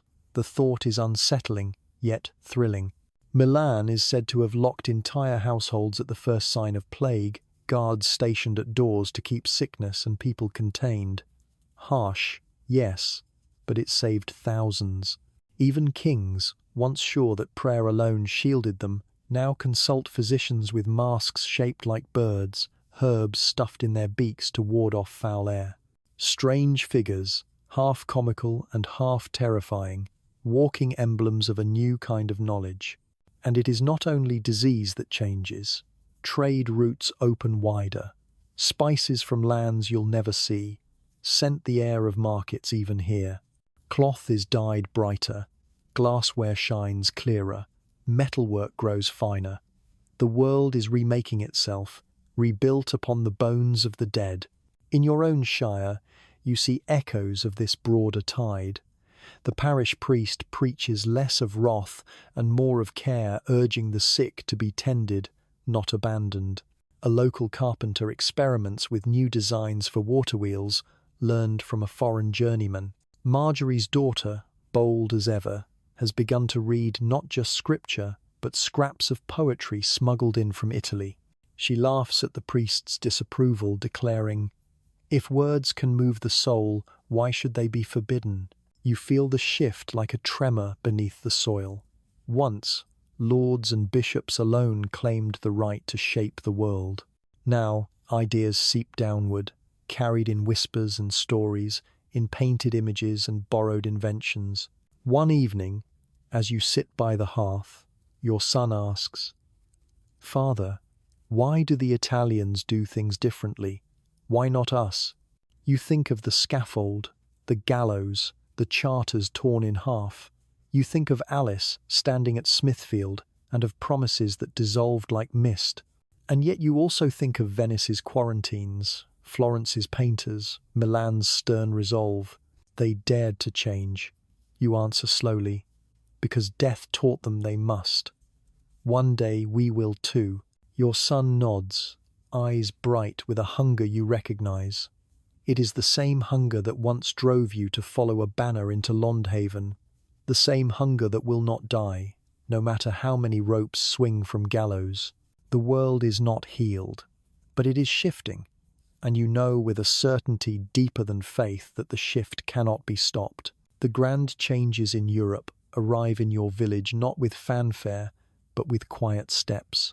They slip in through the carts of merchants, the sermons of wandering friars, the hands of journeymen who settle for a season before moving on. The first is cloth. One autumn, a trader from Bruges brings bolts dyed in colours so vivid they look almost unnatural blues, deep as twilight, reds like fire itself. Marjorie's daughter runs her hand across the fabric and laughs. It looks alive. A generation ago, no peasant would dream of such cloth. Yet here it is, bartered for wool and grain, draped over shoulders in cottages where once only grey and brown lived. Then comes glass. A peddler shows tiny mirrors, so polished they return your face with startling clarity. Children squeal at the sight of their own eyes staring back, while elders mutter about vanity. Still, coins change hands, and soon 1 or 2 mirrors hang in village homes. To see oneself so clearly feels like a small miracle, or perhaps a small rebellion, proof that even ordinary faces are worthy of reflection. The church shifts too. Father Anselm, old and cautious, still warns of obedience, but younger priests speak differently. They preach of care for the poor, of charity as more than coin, of sin not only in disobedience but in cruelty from those in power. Some even dare to question the endless taxes demanded for holy wars far away. Such words spread unease, but also comfort, like cracks in a stone wall where sunlight filters through. Your children grow within this quiet revolution. Your son, once content to follow you into the fields, now dreams of apprenticing to a mason who claims to have worked in France, where cathedrals rise higher than any oak. Your daughter insists on learning her letters, pestering Marjorie's girl to share scraps of parchment and ink. At night, she traces clumsy shapes by firelight, declaring, "If priests can read, so can I." The manor weakens further. Lord Edric's household shrinks with age. His sons care more for courtly games than for ploughing fields.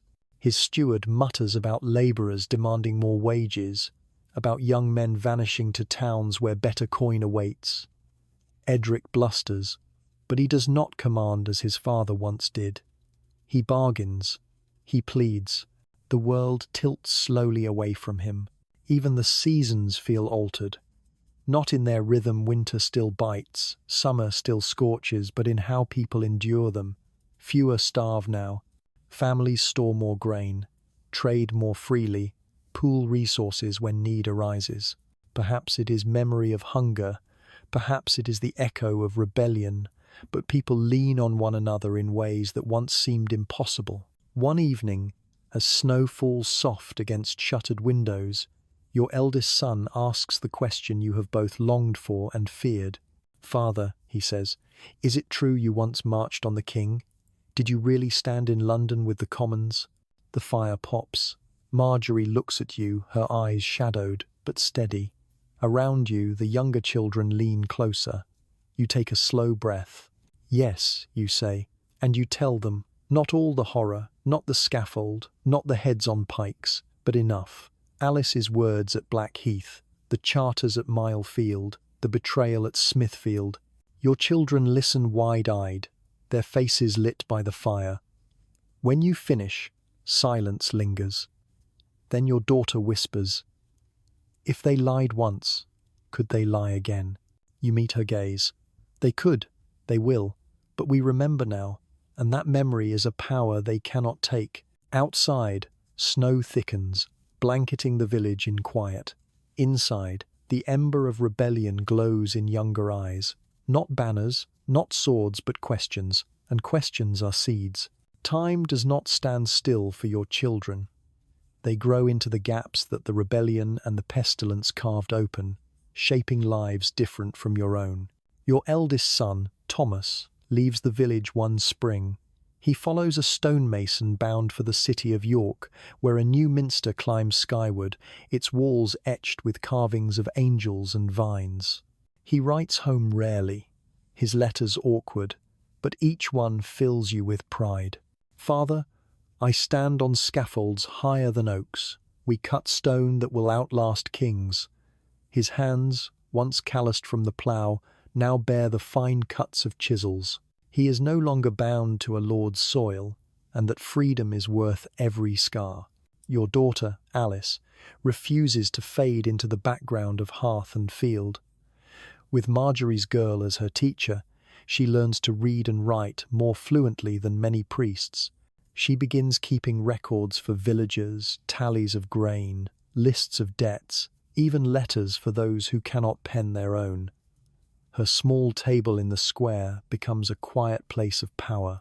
People come to her not as a child, but as a scribe, and when she reads aloud a passage of scripture in a voice clear as a bell, the villagers listen with awe. Your younger son, Will, remains at home, but he is no simple ploughman. He tinkers endlessly, reshaping tools, binding iron with wood in new ways. One summer he crafts a water wheel small enough to power a millstone by the stream. It is rough, it creaks, but it works.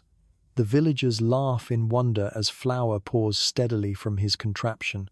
Lord Edric's steward, scowls for such devices, upset the old order, but the commons cheer. Even Marjorie's children rise beyond what you imagined when first you marched to Blackheath. Her eldest boy now trades in wool, riding to market towns with a cart of goods. Her daughter tends a ledger with crisp handwriting, her gaze sharp as flint. Together they form a household that deals almost as equals with gentry who once ignored them. These changes feel small in the moment, like drops in a river, but together they swell into a current. Villagers no longer bow quite as deeply. They haggle harder. They expect more. They speak of lords less like gods and more like men. England beyond the village stirs too. You hear it in taverns, in markets, from wandering friars. Rebellions spark again, smaller, scattered in Norfolk, in Kent, in distant shires. None rise as vast as yours, yet each one carries the echo of Blackheath. The king quells them, but each time with greater effort, each time with more fear. One evening, Alice reads aloud a chronicle brought by a passing monk. It speaks of merchants in Florence who fund schools, of guilds in Flanders that fight for rights, of scholars in Paris who question ancient texts. Your neighbours listen in silence. When she finishes, a farmer mutters, "If they can do it, why not us?" No one laughs. And so, the children of rebels become something new. Artisans, traders, scribes, thinkers. Their lives are not free, not yet, but they are no longer bound as tightly as yours once was. You watch them with a strange blend of pride and sorrow. Pride, because they are stronger than you dreamed. Sorrow, because Alice does not stand among them to see it. One night, by the hearth, you tell your children again of Smithfield. You do not soften it. The betrayal, the blood, the Boy King's Hollow promises all of it. When you finish, Alice leans forward, eyes burning. "Then we'll remember," she says. "We'll keep remembering until no king can take it from us." Her words strike deep, for you realize the rebellion is not over. It never was. It lives now in your children's hands, and in theirs it may yet grow stronger. Years weigh heavily now. Your hair has thinned, your hands stiffen in the mornings, and each winter you wonder if this one will be your last. Yet you walk the fields still, slower perhaps, but steady, leaning on the staff your son carved for you. The earth feels different beneath your boots than it did in your youth, less like a master's chain, more like familiar ground that remembers your labour. The village itself has changed in ways you scarcely could have imagined on that first march to Londhaven. Houses are sturdier, with stone foundations instead of wattle. A small schoolhouse stands by the church, where children scratch letters onto boards with chalk. Fewer bow their heads when soldiers pass. More stand upright, meeting eyes, though cautiously. The manor remains on its hill, but its shadow feels thinner. Lord Edric is long in his grave. His son, more concerned with courtly tournaments than with ploughing, rarely visits. His steward bargains more than he commands, for he knows the labourers can vanish to towns where wages are better. The balance of power has shifted quietly, like a tide creeping up ashore. Your children embody this new world. Thomas writes from York of soaring towers and stained glass so radiant it steals breath. Alice now keeps the village accounts with a ledger more precise than any steward's. Even the Lord's men come to her for figures, though they do not say so aloud. Will's water wheels turn stronger each year. His mill grinds flour faster than a dozen men could. What began as tinkering is now the village's pride. Marjorie's children thrive too. Her son rides caravans as far as Bristol, his coin purse heavy with trade. Her daughter oversees the stall with sharp eyes and sharper wit. They laugh sometimes of how their mother once stood shouting on Blackheath, and yet they know it was her courage that carved this path. You, old now, spend evenings by the hearth. The younger ones gather, begging for stories. They do not ask for tales of saints or kings. They ask for Alice. They ask for Smithfield. They ask for the march, the chants, the charters. And so you tell them. You describe the sea of people stretching across Black Heath, voices united like thunder. You speak of the boy king's promises, fragile as parchment. You speak of Alice's voice carrying across the field, of her courage, of her fall. The children listen wide-eyed, firelight dancing on their faces. When you finish, there is always silence, the kind that carries weight. Then one will whisper, "We will remember," and you know they mean it. Sometimes, in the quiet after, you reflect on your own life. The rebellion failed, yes. The charters were torn, the gallows filled, the commons scattered. Yet something survived, something no sword could kill. Memory. And memory is seed. Looking at your children and theirs, you see shoots sprouting from that seed. Not yet a forest, but stronger each season. A world is coming where peasants bargain with lords, where women read scripture, where men are paid in coin rather than shackled to soil. A world born from suffering, but alive nonetheless. On your final walk to the ridge above the village, you lean heavy on your staff. Below, you see the cottages, the mill turning, the fields swaying gold in the wind. Beyond, the road winds toward distant towns where your children carve new lives. You close your eyes and hear again the roar of Black Heath. You see Alice's cloak snap in the breeze. You hear her voice, "We ask only what is just." Your heart, though tired, swells. Because now you know the ember you once carried did not die. It burns in them, and it will burn in those who come after. And with that, you are at peace. History does not end with you. It stretches outward, far beyond your own days, weaving your life into a tapestry too vast for any single thread to see. And yet, even a single thread can shape the pattern. Years after you are gone, England still trembles beneath the weight of lords and crowns. Kings rise and fall, parliaments are called and dismissed, taxes are levied anew. But the rebellion at Black Heath is never entirely forgotten. Chroniclers write of it in cautious tones, a dangerous memory, a lesson in disobedience. Lords call it treason, priests call it sin.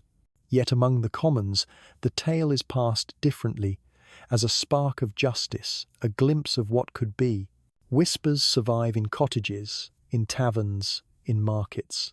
Once, peasants spoke to the king as equals. Once, a woman's voice carried further than a noble's. Once, the people dared to say no. Each retelling keeps the ember alive. Generations change. Your children's children inherit not only land and tools, but memory. They remember Alice, though they never saw her. They remember Smithfield, though they never walked its mud.